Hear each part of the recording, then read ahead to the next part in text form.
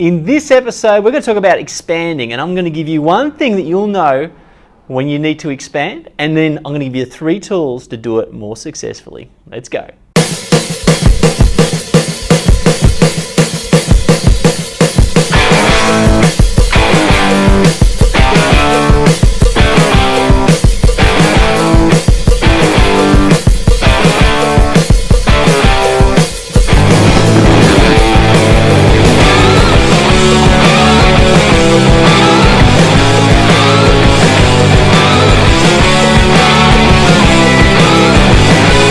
Hi there and welcome. My name is Casey Gollan and I've just done a bit of a Pilates workout here in my wife's Pilates business.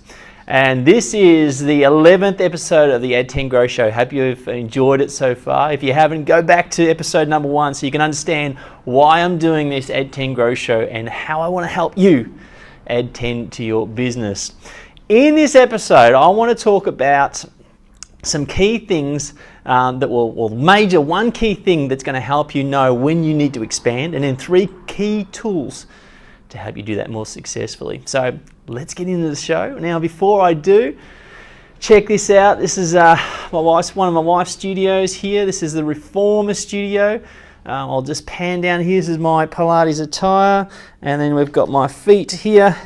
You check that out. We use these socks with little sticker things on them, so you don't. So when, sorry, it's my hand on the camera. Oh, this is so professional, Case. If you're listening in via podcast, just get on over to our blog, add10million.com/blog, and then just check this one out. This will be called Expansion Tips or something like that.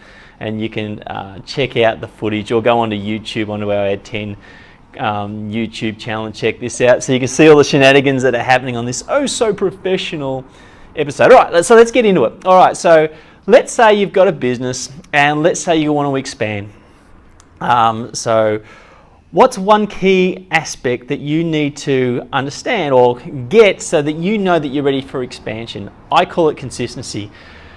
If you've got a good business and let's say you're doing some good things, you should get a consistent approach to your business. A good look, a good feel, and a good culture. If you've got those 3 good things and it's underpinned by good financials, i.e. you're making good money and you feel it's scalable, then it's time to explore it. So my wife, this is her business, and I'll show you around. So we'll go through in here as well, and I'll keep talking. So she had a pretty good part-time business, and then she started to commit, and I'll show you around behind me here. So this is another studio. So she's got 2 studios here in this particular location, and now she's got a 3rd one down the road, and then another 2 in another suburb. So what happened with her is she had one good studio and it filled up really quickly, and then she felt it was time to expand. So when do you know it's a good time to expand? When you've got consistency.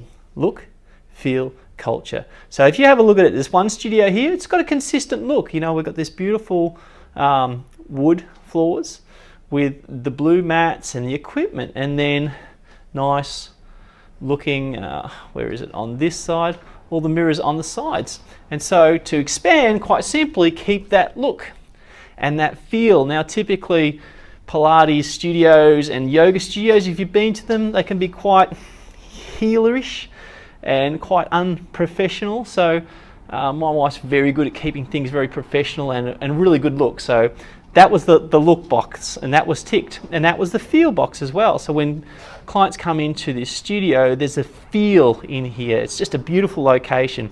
It's on a major street. So where can I show you? Can't see you through the doors, but it's on a major location here in Adelaide, major suburb. The demographics are great. It's quite an affluent suburb, and so the people that come in here, it's just a great match for their demographics and what it is that they're looking for. So then it was about expanding it, and there's 3 tools that you can use to work out how to expand your business a lot more successfully. Number 1 is your database. Get on your database and then get on to go through it and have a look at the demographics. What's the age? What's the sex of your type of customers? Then take that database and use a thing called, I think it's called Batch GEO or GEO Batch. It's online, Batch GEO, where you can upload your database into this cloud system, and then they will map that out for you, and you can see where your customers are coming from. Now that helps in a number of areas.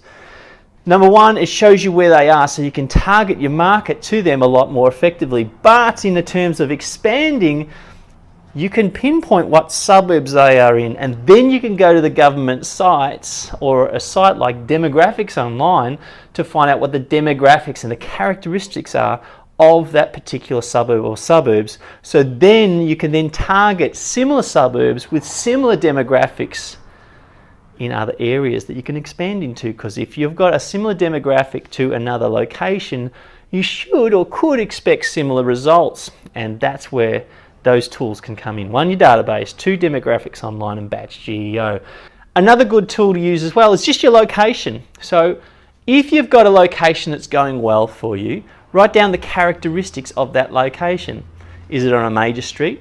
What position on the street is it on? Is it on the floor level? Is it on a second level, first level? Where might that be? What are the other shops on that street? So for example, post office, maybe bank, hairdressers, maybe shopping centres. So get the key things that are on your street or in the area that your business is on, and you'll get a bit of a profile. So for example, if you can see a brand chain or a franchise on the street that you're in, they would typically have done their site selection based on similar demographics. So it's very easy. So for example, Indota Spa, if you can find an Indota Spa, or it could be a McDonald's, or it could be, so McDonald's, let's use McDonald's as an example. McDonald's did a lot of site selection early on in the day. So what did Hungry Jack's do? What did KFC do?